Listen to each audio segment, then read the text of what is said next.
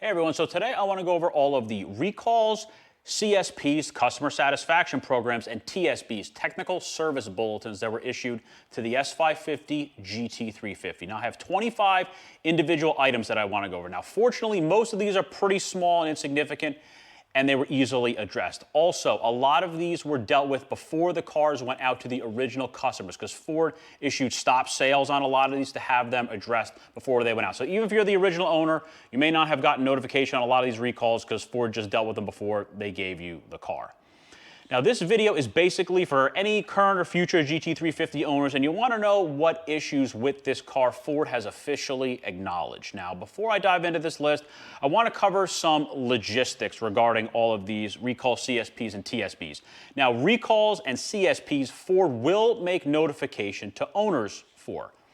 Usually you're going to get a letter in the mail for something like that. The difference is that recalls never expire because they're government mandated, because it's a safety issue, versus CSPs do have expiration dates. And right now, all of the CSPs that were issued for the GT350 have expired at this point. But I still want to go over them just so people know. So if you do end up running into this issue, you can basically see how it can be dealt with. And there is always the possibility that Ford could extend them or assist you in some way if you do want to have one of these customer satisfaction program issues dealt with. Also, TSBs are very different. TSBs, technical service bulletins, you do not get notification for. Really, the only way you find out about TSBs are if you go online and basically if you're having a problem and you search for it. They will often be listed online.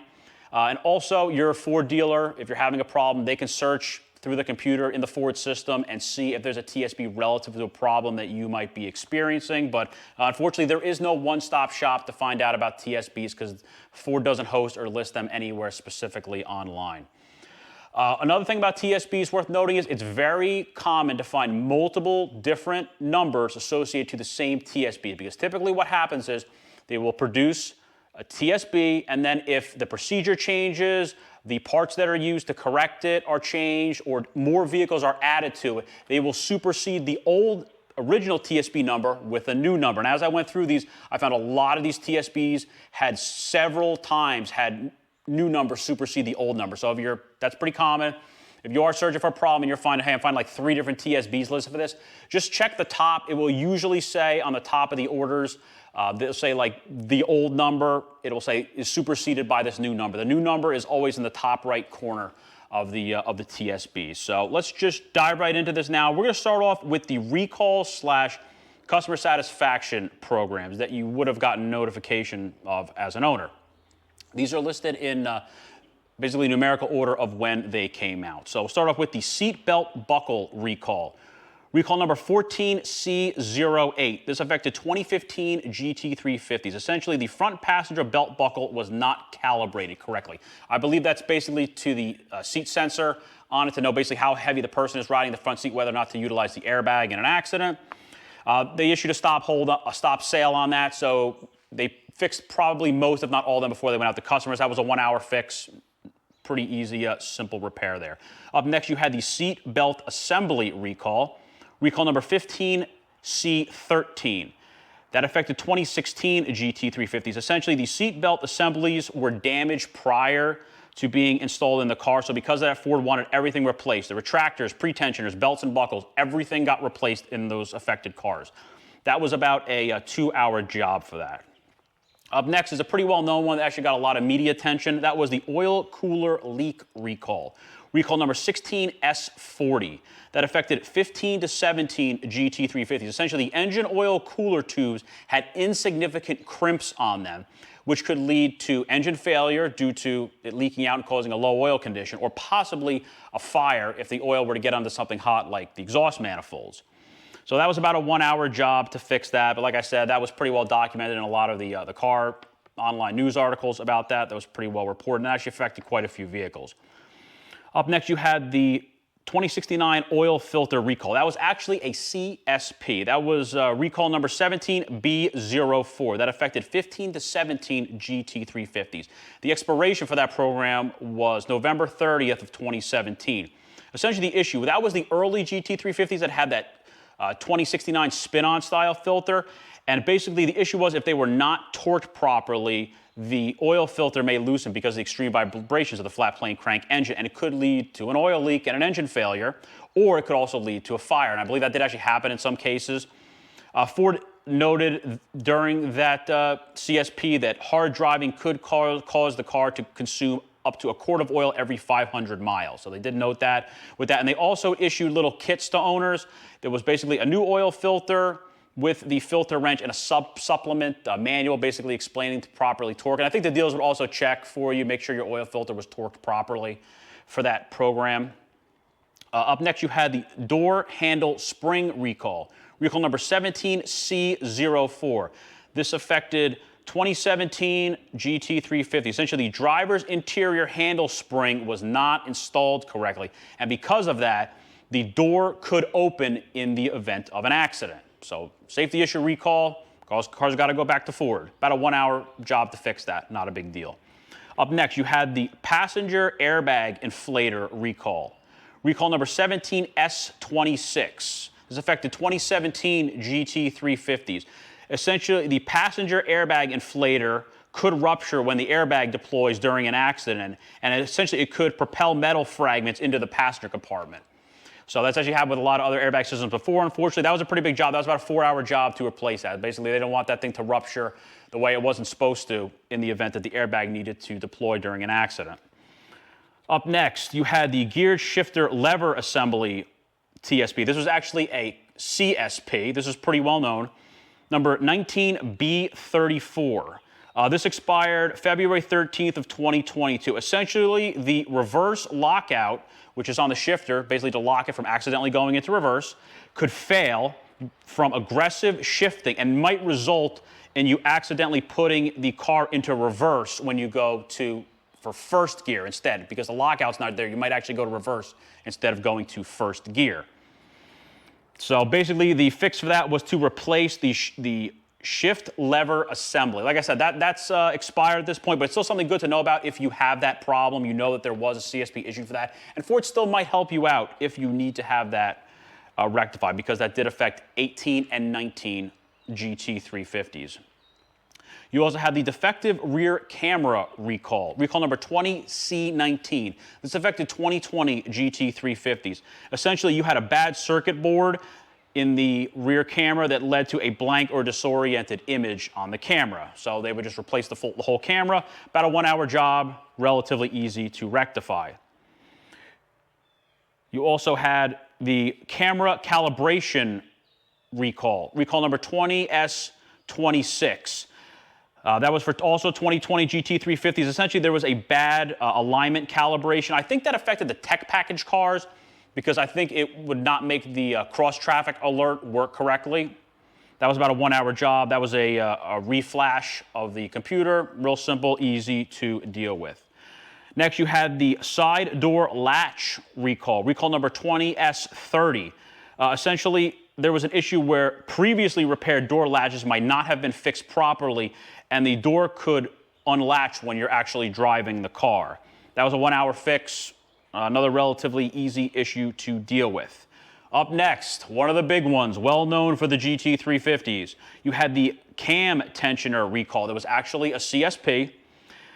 That was number 21B26. That affected the 2020 GT350s. That expired on April 30th of 2022. Now, fortunately, this affected a relatively low amount of cars. It did affect some, but there weren't a lot of cars that found this issue. Essentially, the issue was when these engines are built at the factory at Ford, when they're putting the drive sprockets for the camshafts on, they have to then put the chain on them. Now, when they're assembling everything is loose, so you can line up all the timing marks easily. And the last thing they do once they're done is the cam tensioner, they push down, and then when you push it down, it then deploys into a position that will basically keep the chain tight. The issue was a flawed production from Ford. They weren't being deployed. So you basically had the cam chain was not under proper tension, and the possibility existed that it could jump time and destroy the engine.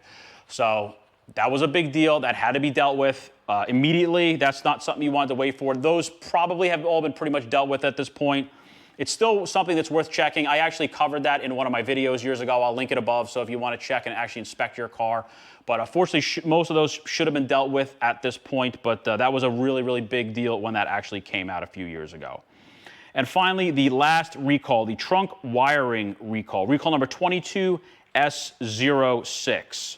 This affected 2015 to 2017 GT350. Essentially, the trunk lid wiring harness on the right side hinge, it basically could have some sort of issue where it could get damaged, and it would lead to the loss of the camera, the lights in the trunk release, and the satellite radio. So they basically had to repair that harness.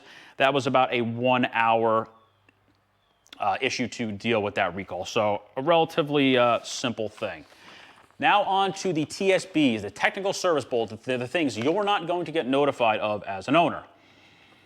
In numerical order, TSB, the intermittent check engine light with 2 specific codes. TSB number 16-0085. This affected 2015 and 2016 GT350s. Essentially, what this was, you would get an intermittent check engine light, and you would get 2 specific codes with this. You would get code P0720 and P0722. Now, if you've got both of these codes and the car was built before February 26th of 2016, they would replace the transmission on the car. So that was a really big deal. That was about a 5-hour job, but that's something you definitely want to look into if you potentially had those codes come on in your car. Next was the clutch pedal sensor TSB, TSB number 16-0103. This affected 2015 to 2017 GT350s. These were the cars that were built before June 15th of 2016. Essentially, you would have a no crank due to the clutch pedal position switch being damaged. Essentially, the car, in order to start these cars, you have to push the clutch in. Well, there was an issue where those sensors would get damaged, and the car would not realize the clutch was in, so it basically wouldn't let the car start as a safety measure. So that was a 1-hour fix just to replace that little sensor. Not a big deal. Next was the oil pressure sensor leak. This was TSB number 17-2271. Affected 16 and 17 GT350s. Essentially, they may have had an oil leak from the engine oil pressure sensor thread. So basically, they replaced that sensor, 1-hour job, relatively easy to deal with. Up next, very well-known TSB for the S550s, the bumper sag TSB, TSB number 18-2107. It's affected 15 to 18 GT350s. This was cars built on or before February 26th of 2018, and they basically might have an excessive panel gap where the rear bumper meets the quarter panel. So they're basically going to replace the supports that help to support the rear bumper cover. That's about a 2-hour job to do that, but not too difficult to do. Up next, you have the poor air conditioning performance TSB. TSB number 18-2256. 15 to 17 GT350s. Essentially, if you were getting a poor performance from the air conditioning system, often there was a leak from the evaporator for the air conditioning. Now, Ford noted with this that they had changed the way these things were built, and Ford noted that the evaporator could now be changed instead of changing the entire climate control housing. That was about a 5-hour job. That was pretty involved to do that. Up next, the exhaust mode not available TSB. TSB number 18-2290.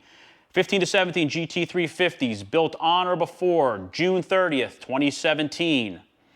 Essentially, the issue was you would get exhaust modes not available in the gauge cluster, and this was possibly due to freezing conditions. The cars outside when it was really cold. There was basically just a reflash to deal with that, so simple 1 hour at the dealer, and they dealt with that, no big deal. Next was the aluminum corrosion TSB. TSB number 19-2026. 15 to 18 GT350s, and this affected a lot of Ford vehicles. Basically, if any Ford vehicle that had aluminum panels on it. This primarily affected the hoods on the GT350s, the early cars. Basically, the remedy for this, they were going to sand it down and repaint it. Simple as that. So there's a whole bunch of issues with the corrosion on the aluminum body parts, and they just had to repaint them after they were being resanded. Up next was the inoperable camera / trunk light TSB. TSB number 19-2273.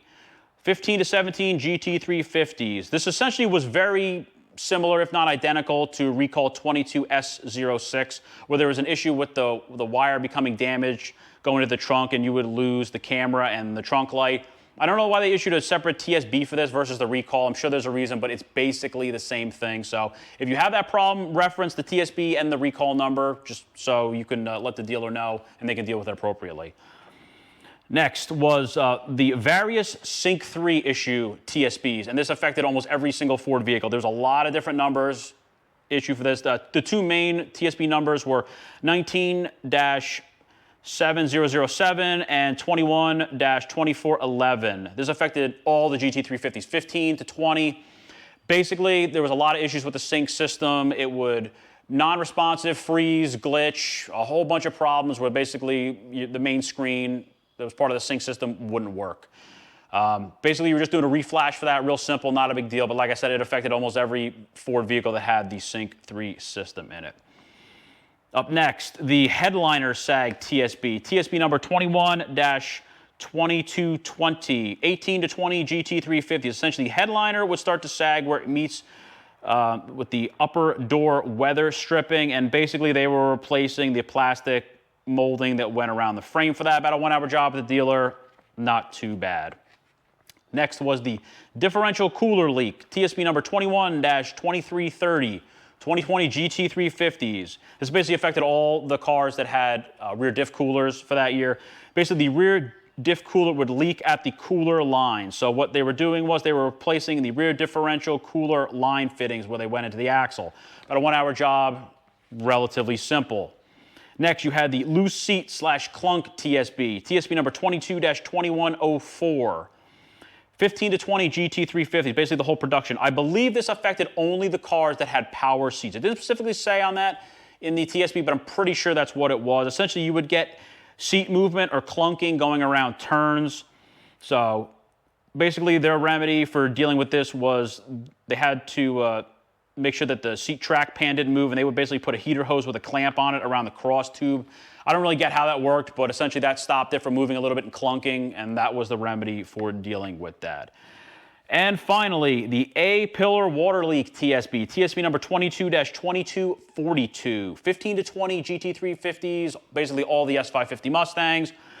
Essentially the problem was when they manufacture these cars, there's a hole in the fender behind the door when they stamp the panels, and from the factory they just put a little sticker over that just to cover up that hole. Well, over time that sticker can fall off, become damaged, the glue comes loose, and that sticker is gone. And basically there's a hole there where water can get into the car if you're driving it in the rain. And you're going to notice that your feet get wet, the carpet on the floor gets wet.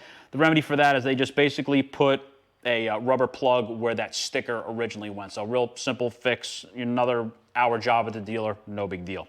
And there's one TSB I want to cover that technically doesn't affect the GT350s, but I want to cover it because it still, I think, potentially could become an issue.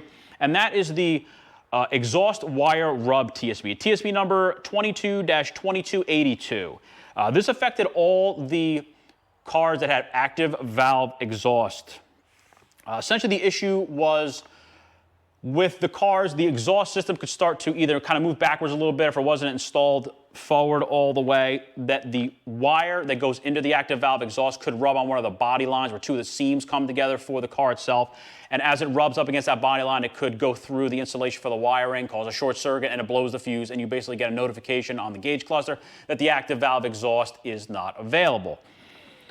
The only thing I can think of why it's different is because the exhaust tips are built into the bumper on these cars versus the Mach 1s and the 500s. The exhaust tips are built into the muffler itself. It's still something worth noting. If you're ever driving in your car and you lose your exhaust, your active exhaust valves, what I would do is open the fuse panel, check for fuse number 34. If you find fuse 34 has been blown, probably the issue is that wiring harness for the active valve exhaust had a wire rubbed in it and it caused a short circuit. So at least if you have that problem, you kind of know where to look. So like I said, it doesn't technically affect the 350s, but it's worth being well aware of. So now one thing that I had a lot of people actually ask me when I was doing this, starting to research this video, was about the recalls or TSB's issue for oil consumption or engine failures. I scoured the internet. I could not find a single TSB or recall regarding oil consumption or engine failures on these cars. Now, Ford obviously did do like oil programs for these where they would basically see how much oil consumption they would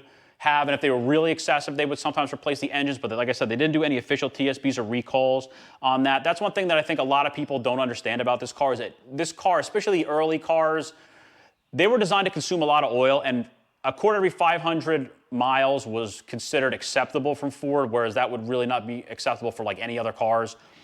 So that's one thing worth noting, especially if you don't own one of these cars yet, or maybe you just got into one. The early cars, the 15 to 18s with the early Gen 1 Voodoos, they ate a lot of oil. That's just normal with these cars. So you have to do your due diligence, and you have to open the hoods and constantly check the oil. Ford recommends, especially if you're racing the cars, every time you fuel up the car, check the oil. So, but there were no official notifications about that from Ford. Now, if I missed anything with this, please put it in the comments below. I will add it to the description. And if any additional TSBs, CSPs, or recalls are added to this car after I make this video, I will add them into the description. I'll put a special section for anything that is added after I produce this video. If you're not sure if your car is affected by any of these TSBs, CSPs, or recalls, reach out to your dealer. They can put your VIN number into the computer system from Ford and tell you exactly what issues your car may have been affected by. So if you're really not sure about the build dates, because the build days are typically not on the cars. They'll usually put the month and the year on the sticker on the A-frame where the VIN is for the vehicle. Like I said, it'll be the month and the year, but not the day. So in the end, just reach out to your Ford dealer. They can basically look at the TSBs and recalls and see from the list if your VIN number is specifically affected for your car. So overall, this is a pretty solid car, like any cars, especially the early cars in the new generation. You're gonna have to deal with some issues early on. But overall, an amazing, fantastic car that Ford manufactured that they will probably never build again. And it's just an incredible car to drive. So I hope that you've enjoyed the video and found this informative. Thanks for watching.